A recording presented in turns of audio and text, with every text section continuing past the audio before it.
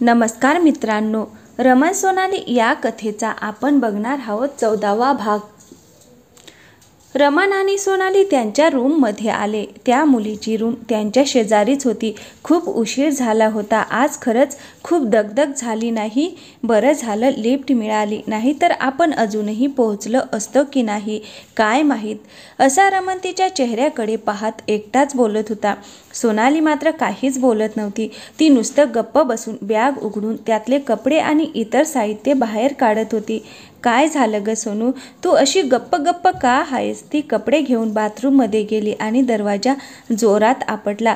त्याच्या आवाजाने रमणने ओळखले की आज वीज कडकडणार बहुतेक, कारण माझ्या लाजाळूच्या झाडाचे रूपांतर कडक लक्ष्मीमध्ये झालेला दिसतंय।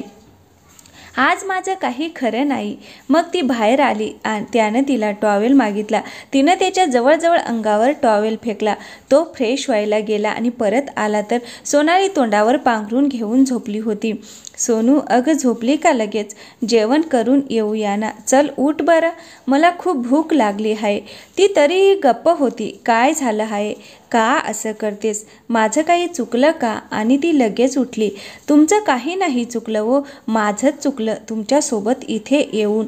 नसते आले तर बरं झालं असतं, निदान तुमचे चाळे तरी बघायला मिळाले नसते। दृष्टीआड सृष्टी होती तेच बरे। आणि रमण तिची मजा घेत गालातल्या गालात हसत होता। ओठ दाबून आतल्या आत त्याला ती यावेळी खूप खूप गोड वाटत होती। रागात ती नाक फुगवून बोलत होती आणि तो तिच्याकडे हसत पाहत होता। मग तिचं मनातलं सगळं बोलून झाल्यावर तो तिला म्हणाला, काय एवढी चिडली आहेस? म्हणजे तुम्हाला माहीतच नाही वाटतं का वेडं पांघरून पेट गावला जाताय? मग ती कशाला बोलू नाही का? जाऊ द्या, मी झोपतेच आणि उद्या जाते सकाळच्या एसटीने घरी। तुम्ही बसा तिला खेटून, माझं काय जातंय? आणि मग त्याला नेमकं कळलं की तिला कशाचा राग आलाय। अगं, तुला मी तिच्या शेजारी बसलो म्हणून राग आला का? नाही नाही, मला कशाला राग येईल? तुम्ही तिच्या गळ्यात गळा घालून बसा, मला नाही राग येणार। मग हे काय आहे? राग नाही तर नुसता बसलो शेजारी म्हणून इतकी चिडली आहेस? आणि गळ्यात गळा घातल्यावर तर म्हणजे तुम्हाला पण इच्छा आहे की तिच्या गळ्यात गळा घालायची? आता मी आहेच इतका हँडसम स्मार्ट, त्याला मी तरी काय करू? म्हणे हँडसम स्मार्ट, जगातला सगळा गुण संपल्यासारख्या सगळ्या जणी तुम्हालाच येऊन चिकटतात। रमण आता बेडवर मस्तपैकी झोपून तिची बडबड ऐकत होता। का हो, दुष्काळ पडला आहे का पुरुषांचा जगात की त्या अशा तुमच्या मागे मागे लागतात? आता ते मी कसं काय सांगू शकतो? रमण मुद्दाम गरीब चेहरा करून म्हणत होता। म्हणून मी तुला म्हणत असतो की मला एकटं सोडत जाऊ नकोस, कळलं आता तुला किती भयानक असतं? आपला इतका सुंदर नवरा असा मुलींच्या गर्दीत सोडायचा नसतो, तो तिला सुचवत होता। तुम्ही तर बोलूच नका, माझं काय चुकलं आता? काय चुकलं म्हणजे? तुम्ही का नाही तिला म्हणालात की तू पुढे बस, आम्ही दोघे मागे बसतो? अगं पण तिची गाडी ती ठरवणार ना, कोणी कुठे बसायचं? पण मी माझ्या नवऱ्याने कुठे बसायचं आहे तर मीच ठरवणार ना, ती कोण आहे ठरवणारी? अर्जुनने आता कपाळावर हात मारून घेतला। तरी बरं, मी आता होती म्हणून कळलं, तरी मला दरवेळी मी नसताना तुम्ही काय करता देवच जाणे।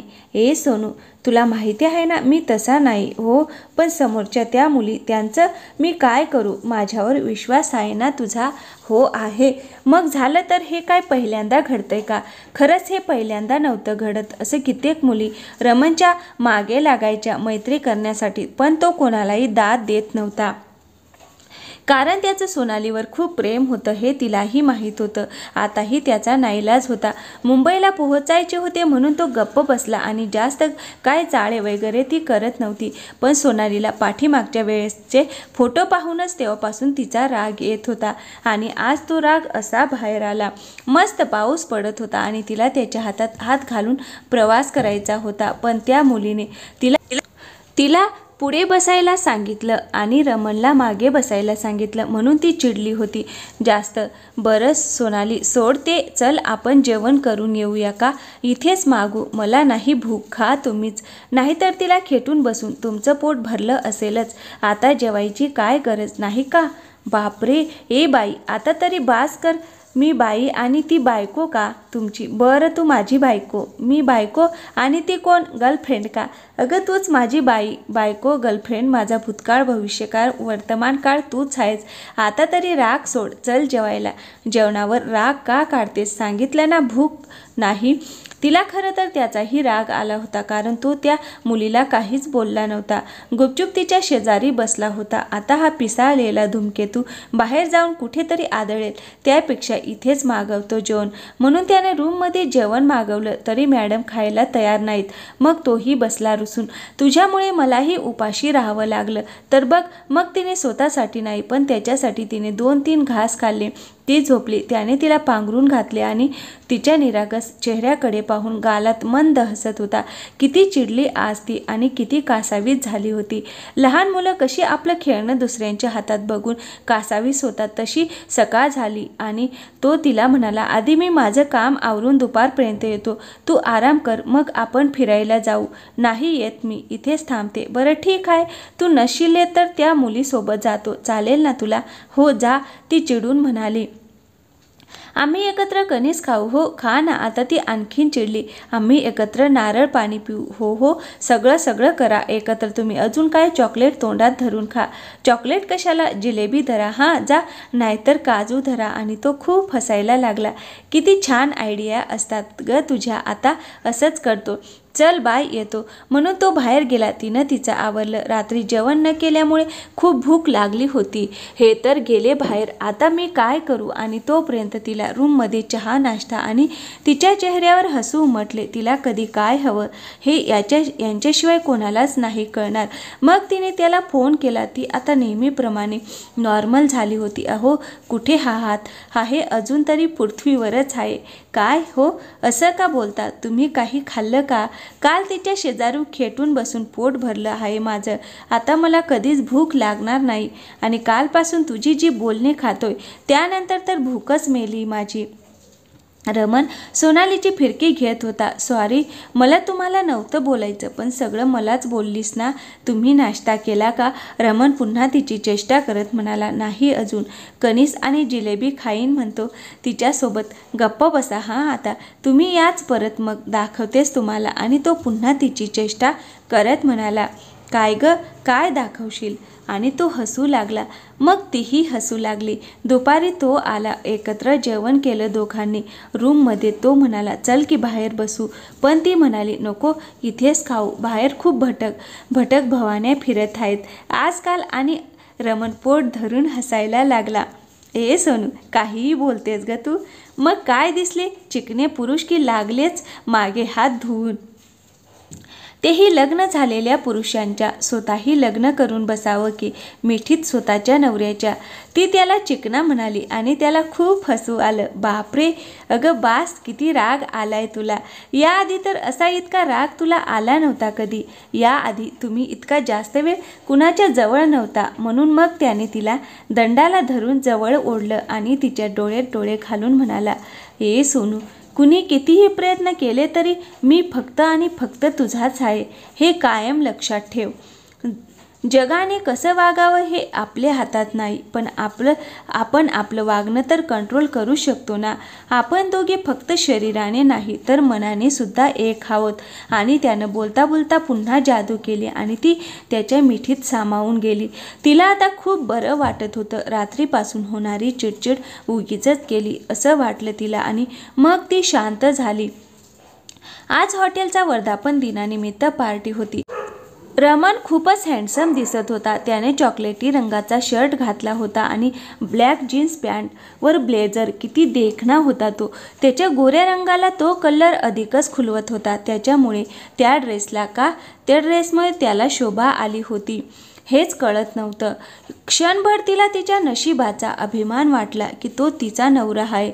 म्हणून ती खूप भाव खायला लागली. तीही काही कमी नव्हती, पण तिला त्याच्याशी मॅचिंग काही मिळत नव्हते. म्हणून ती थोडी नाराज होती. तिला त्याच्याशी मॅचिंग ड्रेस घालायचा होता, पण हे पार्टीचं अचानक ठरलं आणि काय ग सोनू, अशी उदास का आहेस? आवर की पटपट, पार्टी सुरू झाली असेल. तुम्ही किती सुंदर दिसत आहात, पण मला काय घालू हे समजतच नाही. आणि तो तिला मागून मिठी मारत म्हणाला, तू काही नाही घातलंस तरी खूप सुंदर दिसतेस, मला तर तशीच आवडते. म्हणून तिने लाजून तिचं तोंड झाकून घेतलं आणि त्याच्या हातावर एक फटका मारला. लाजतेस काय अगं अशी? खरंच सांगतोय मी. आणि पुन्हा त्याने तिच्या कमरेत हात घालून तिला जवळ ओढले. आता नाही का पार्टीसाठी उशीर होत तुम्हाला? जाऊ दे, मरू दे, पार्टी कॅन्सल. आणि हे कधी ठरलं? आता इतक्यात, असं तो म्हणाला आणि तिला त्यानं भिंतीसोबत दाबलं. आता त्याच्या दोन्ही हाताच्या मध्ये ती होती. आता तिला सुटायला संधीच नव्हती त्याच्या तावडीतून. आणि त्यानं त्याच्या कोटाची बटणं काढली आणि ती आणखीनच लाजायला लागली. त्याच्या स्पर्शाने तीही उत्तेजित झाली होती आणि दोघांनीही ते हवेसे वाटत होतं. त्याने कोट काढून बेडवर टाकला. आता तो शर्टाची बटणे काढायला लागला. ती थरथरत होती आणि त्याच्या स्पर्शाने कधी तो तिला त्याच्या घट्ट मिठीत घेतो याची वाट पाहत होती. त्याने तिच्या गालावरून अलगद बोटं फिरवली आणि तीच बोटे तिच्या होठांवर हळूवार फिरवली. इतक्यात त्याचा फोन वाजला आणि सगळा मूड चेंज झाला. मग ती हसायला लागली. त्याने फोन घेतला. तो त्याच्या कामाचा होता. चला रमणराव, आता इतकंच पुरे, बाकी सब रात में ब्रेक के बाद, असं ती हसत म्हणाली. तिनेही गुलाबी रंगाची साडी घातली होती. लाल लिपस्टिकची हलकी शेड लावली होती. दोघेही पार्टी हॉलमध्ये आले. सगळेजण तिच्यापेक्षा त्याचंच जास्त कौतुक करत होते. मुली तर त्याच्यावरून नजर हटवत नव्हत्या. त्याला हृदयात कुठेतरी लपवून ठेवावं असं तिला वाटत होतं. कुणाची तरी नजर लागू नये म्हणून तिनं त्याच्याजवळ जाऊन हळूच तिच्या डोळ्यातलं काजळ काढून त्याला लावलं. आणि तिच्या या भाबडेपणावर तो विलोभनीय गोड गोड हसला. तो हसताना त्याच्या डोळ्यातील खट्याळपणा तिला इतका आवडायचा की त्याच्यावरून जीव ओवाळून टाकावं असं तिला वाटत होतं. दोघेही एका टेबलजवळ बसले होते. सगळे डान्स करत होते, गप्पा मारत होते. तोही मग तिला म्हणाला, ए सोनू, चल ना, आपण पण डान्स करूया. त्याला तिच्यासोबत फिरायला, डान्स करायला, पार्टी करायला खूप आवडायचं, पण फक्त तिच्यासोबतच. मी नाही, नको का? आता काय झालं? मला इतक्या लोकांमध्ये लाज वाटते. मग लाजायचंच काय त्यात? मी कुठे तुला किस मागितला? ईश्य, काही हा तुमचं, आणि मागितला तरी तो मिळणार नाही. तो तिचा हात हातात घेऊन तिच्या कानाजवळ ओठ नेऊन हळूहळू बोलत होता आणि ती लाजत होती. येतेस की नाही? नाही. आणि इतक्यात ती मुलगी त्यांच्या जवळ आली. आणि काय आश्चर्य, तिनेही रमणच्या शर्टला मॅचिंग चॉकलेटी कलरचा ड्रेस घातला होता आणि नेहमीपेक्षा जास्त शॉर्ट. चेहऱ्यावर खूप मेकअप आणि लाल भडक ओठ. सोनालीने तिला पाहिलं आणि रमण मुद्दाम म्हणाला, अरे व्हॉट इज प्लेझंट सरप्राईज. आपली चॉईस किती सेम सेम आहे की नाही? आणि त्याने सोनालीकडे गालात हसत तिरका कटाक्ष टाकला. तिला पाहून सोनालीला खूप राग आला होता. मग ती मुलगी म्हणाली, अरे तू असा का बसला? चल आपण डान्स करू. मग रमणने सोनालीकडे पाहिलं. आता सोनालीला वाटलं की याचं काही खरं नाही. कधी काही डोक्यात येईल आणि काय करून बसतील सांगता येत नाही. मला चिडवण्यासाठी खरंच जातील तिच्या हातात हात घालून डान्स करायला. मी नाही गेले तर ही जाईल यांच्यासोबत. आणि तिला ते नको होतं. मग सोनालीच म्हणाली, आम्ही दोघे करणार आहे डान्स, तू तुझ्यासाठी दुसरा कोणीतरी शोध हा. आणि रमणच्या हात धरून ती डान्स करायला लागली सुद्धा. रमणला मात्र तिचं हे वागणं फार फार आवडत होतं. तो जसा तिच्यावर हक्क गाजवत होता तशी तीही त्याच्यावर हक्क गाजवत होती. ती मुलगी मात्र त्या दोघांकडे फारच आशाळभूत नजरेने पाहत होती. तिचा चेहरा पडला होता आणि तो पाहून सोनालीला आनंद झाला होता. आता तिने रमणच्या केसात दोन्ही हात घालून त्याचं डोकं घट्ट पकडले आणि अक्षरशः त्याच्या तोंडात तोंड घालून डीप किस करू लागली. आणि तिच्या अशा अचानक हल्ल्याने बेसावध रमण पूर्णपणे घायाळ झाला. एरवी त्याने किस मागितला असता तर किती बोलणी खावी लागली असती त्याला, म्हणून आज त्याने चावटपणा करायचा नाही असं स्वतःला बजावलं होतं. आणि आजही स्वतःच दोघांचं भांडण तिसऱ्याचा लाभ ही मन ऐकली होती. पण आज खरंच माझा लाभच लाभ होतोय असं तो मनात म्हणत हसत होता. त्यानेही तिच्या कमरेत हात घातला आणि दोघंही एकमेकात हरवून गेले होते. तर मित्रांनो, कसा वाटला आजचा भाग? आवडला असेल तर व्हिडिओला लाईक करा, चॅनलला सबस्क्राईब नक्की करा. पुन्हा भेटूया पुढच्या भागामध्ये. थँक्यू, धन्यवाद.